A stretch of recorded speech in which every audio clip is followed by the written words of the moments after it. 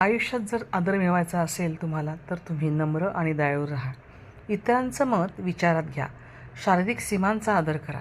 मदतीचा हात पुढे करा. सहानुभूती दाखवा. हे सर्व गुण तुमच्या कुटुंबातील आणि इतर नात्यांमधील विश्वास आणि सुरक्षितता वाढवतात. 10 गोष्टी लक्षात ठेवा. पहिली गोष्ट म्हणजे नम्र राहा. जेव्हा तुम्ही नम्र असता तेव्हा लोक तुम्हाला महत्त्व देतात. दुसरं म्हणजे इतरांचं ऐका. इतरांना मध्ये बोलण्यापासून थांबवू नका. त्यांचं पूर्ण बोलणं ऐकून घ्या, जरी तुम्ही त्यांच्याशी सहमत नसलात तरीसुद्धा.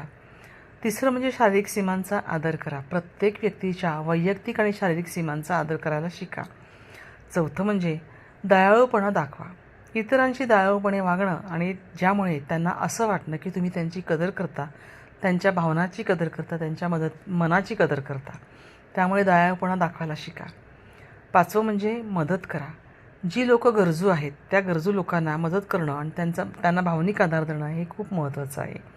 त्यामुळे गरजू लोकांना मदत करायला शिका.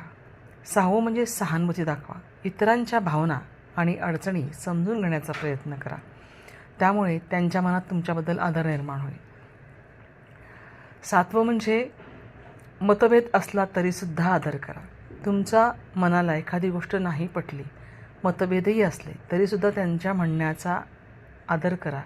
एकमेकांच्या म्हणण्याचा आदर करा. हे महत्त्वाचं आहे. आठवं म्हणजे बोलताना विचार करा. तुम्ही काय बोलता आहात, कसे बोलता आहात, तुमचा आवाज कसा आहे यावरती लक्ष केंद्रित करा. त्यावरती तुमचा आदर अवलंबून असतो. 9 म्हणजे सकारात्मक संबंध निर्माण करा. आदर आणि विश्वासामुळे नातेसंबंध सुधारतात आणि म्हणूनच मनामध्ये सकारात्मकता असली की आपल्यामध्ये आपोआपच सकारात्मक संबंध निर्माण होण्याचे संधी वाढते. आणि सगळ्यात महत्त्वाचं म्हणजे 10वं, स्वतःचा आधी आदर करायला शिका. जोपर्यंत तुम्ही स्वतःचा आदर करणार नाहीत, लोक तुमचा आदर करणार नाहीत. आणि म्हणूनच तुम्ही स्वतःवर विश्वास ठेवता तेव्हा तुम्हाला स्वतःला तुमचा आदर करावा असं वाटतो. स्वतःच्या आत्मविश्वासावर लक्ष केंद्रित करा. स्वतःचा आत्मविश्वास वाढवण्याचे 12 मार्ग आहेत. आणि आपले व्यक्तिमत्व घडवण्यासाठी सगळ्यात महत्त्वाची जर गोष्ट कोणती लागत असेल तर ती म्हणजे स्वतःवरचा आत्मविश्वास.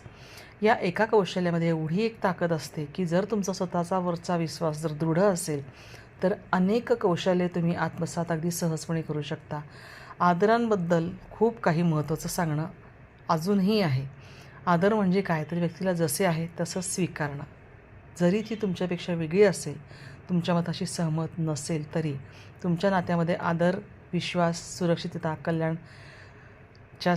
कल्याणाच्या भावना निर्माण करतो.